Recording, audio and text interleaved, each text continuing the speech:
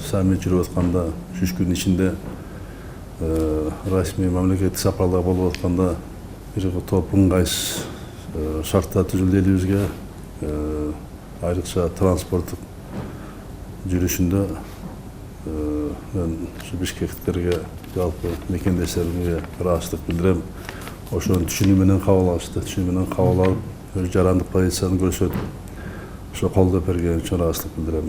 Мына Бишкек шаарынын өзүндө көктөндүрүүгө, тазалыгын камсыздоого, коопсуздугун камсыздоого миңдеген адамдар катышты. Аларга дагы өтө эле ыраазычылык билдирем. Келечек үчүн абдан пайдалуу келишимдерге кол коюлду. Саммиттин, визиттин мазмуну жагын тышкы иштер министри даярдады. Жыйынтыгы жаман эмес. Эми ошонун баары тең кагазда калбай, кол коюп калбастан көзөмөлгө алып, анын баарын ишке ашырыш керек. Мамлекеттик элдин пайдасына булар иштеш керек. Буну силер көзөмөлгө алышыңар керек.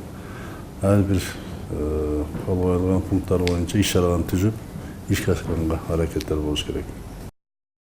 Я доложил президенту Кыргызской республики Сооронбаю Шариповичу о прошедшем официальном визите президента Монголии, официальном визите премьер-министра Индии, государственном визите председателя Китайской Народной Республики и также о прошедшем саммите Шанхайской организации сотрудничества.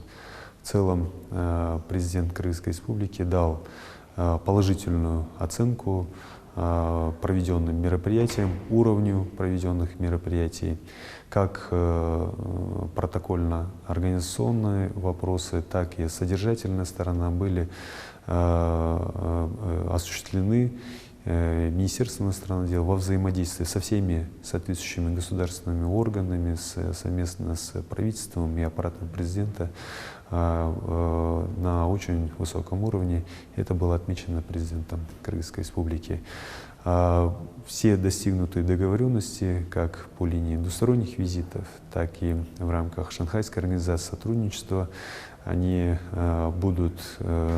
уже внесены в соответствующий проект плана мероприятий, будут утверждены на уровне правительства Кыргызской республики и согласованы с аппаратом президента. И мы будем, МИД, Министерство иностранных дел, мы теперь каждый пункт этих планов мероприятий мы будем контролировать и будем обязательно стремиться к их исполнению.